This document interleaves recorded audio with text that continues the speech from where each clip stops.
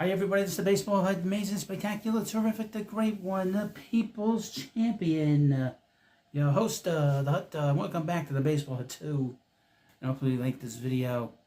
And hit that subscribe button. As you know, the Mets are playing so poorly. But not every team is playing great.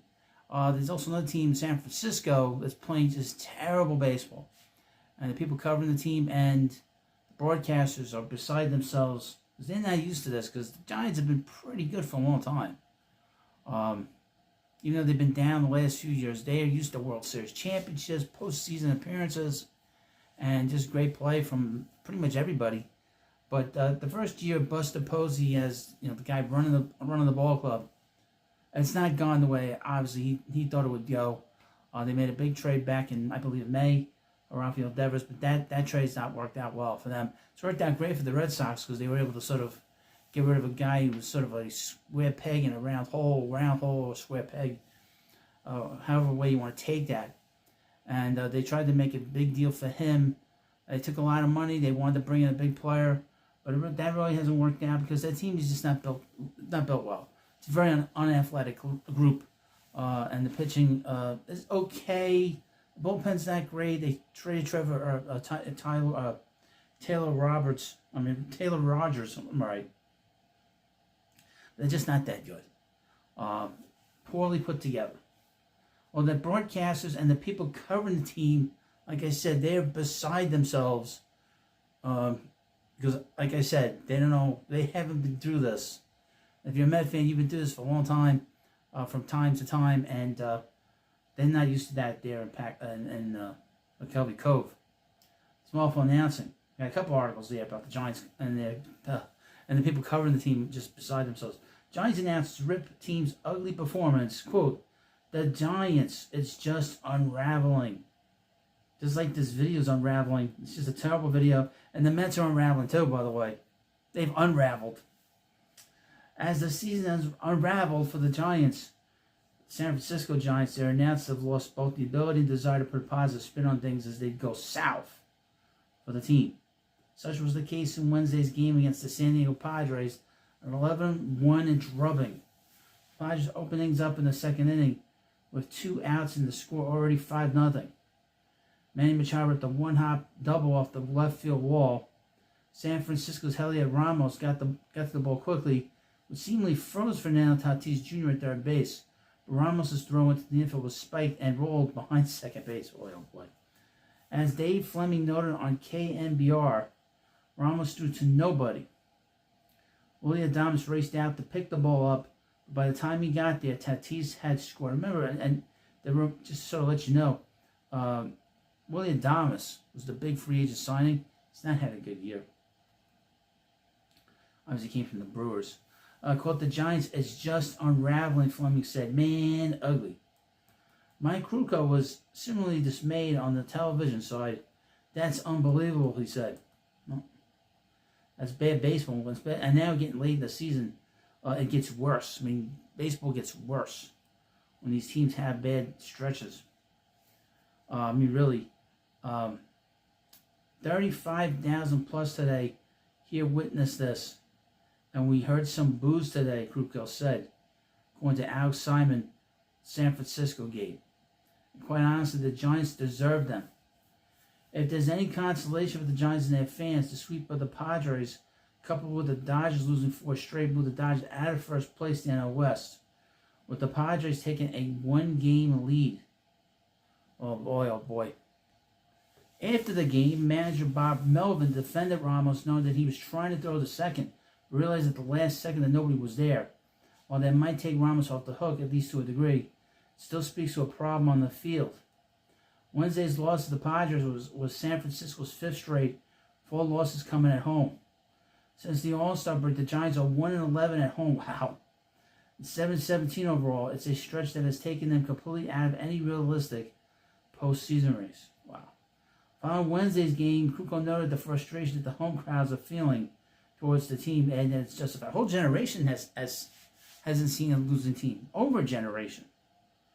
What's a generation? 20 years? I mean, they've been so good for so long.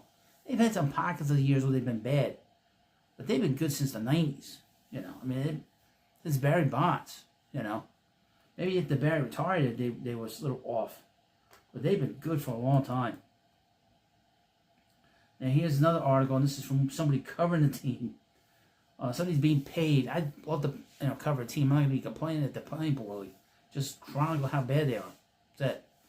Giants beat writer Alex Pavlovic, good name, right? Goes off on team's unacceptable play. This is the worst than anything I have covered in the last few years.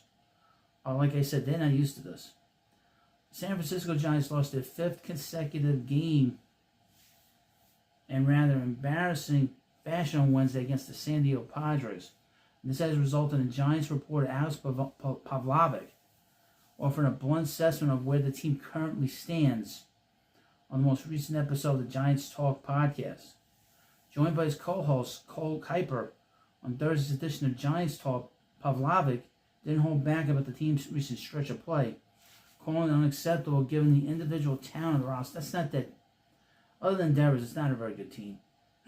I don't even atrocious, horrible. I think unacceptable is a word that comes to my head. I know I've harped on this a lot lately. 35,000 people here today. 35,000 people here yesterday. To continue to play that brand of baseball is just unacceptable. It's a $200 million roster that's basically completely healthy. They've had remarkable health luck this year. To lose 13 of 14 at home at Oracle Park. You are not the Rockies. You are not the Marlins. You are not the Philadelphia, Kansas City. Here we come. Oakland, don't call us Sacra Tomato. Las Vegas Athletics playing in front of 7,000 people. I just think unacceptable is the word for it. As people know, or don't know, I am probably the last one to get into fire and talk. Because I don't think it's my job as a beat writer necessarily to call for anyone. These things are normally more than one person, but this is the kind of baseball that leads to big changes. In other circumstances, it would lead to some long meetings on the off day about if something happens before Friday. Now, I don't think that will happen. I don't think that's Buster's style. I don't think Buster Posey wants to put this on one or two people when it is basically an organizational failure last month. But this is the brand of baseball that's really hard to go into an off-season with. I mean, that's a concern for teams that are struggling right now. But the season's not over. You can turn this around. And Bob Melvin's been a very good manager in his career, It's not because of anything he's doing differently. It's just they just don't have enough talent. I mean, they just don't have enough talent. Pavlovic would go on to say that despite the fact that the organization has missed the postseason each of the last 3 years, this stretch of play for the Giants is the worst he has seen in the last few years. To me, this is worse. This is worse than anything you and I have covered in the last few years, Pavlovic added. Because again, they're fully healthy, and this is a lineup full of dudes who are going to end up, a lot of them are pretty close to their career norms. Numbers-wise, you could point to little things here and there. Chapman clearly not the same since he got hurt. Devers had a rough stretch after he got traded. But overall, if you look at the lineup every day, how many guys are you going to pull? This is the group. Well, people who I've trusted for a long time and I've known for a long time are just like, we have no idea what's going on here. That's kind of a scary thing to be in here because they made a lot of changes the last few years. And here they sit again in August doing this again. Except almost worse because they're doing this all at home. Yeah, that's the problem. When you're a bad team and you start playing poorly at home, that is a major red flag, especially late in the season, because you want home field advantage as you get close to the end of the season. If you're trying to make a playoff run, you want to be good at home. You don't want to be bad at home. While Pavlovic's assessment may be harsh, he is far from alone in his criticisms of the current state of the team. Similarly, Giants radio broadcasters Dave Fleming and Dwayne Kuiper aired their grievances publicly during Wednesday's 11-1 loss to the Dodgers. Currently, the Giants sit 5 games outside of an NL wildcard spot, so it is at least somewhat plausible that we could see them turn things around in the home stretch of the 25 MLB season. But based on what we have seen as of late, it seems more likely than not that their postseason drought will continue in 2025. And this is how it is late in the season. You get to see who the contenders are, who the pretenders are, teams that are going to go to postseason, and teams that are just going to fade away.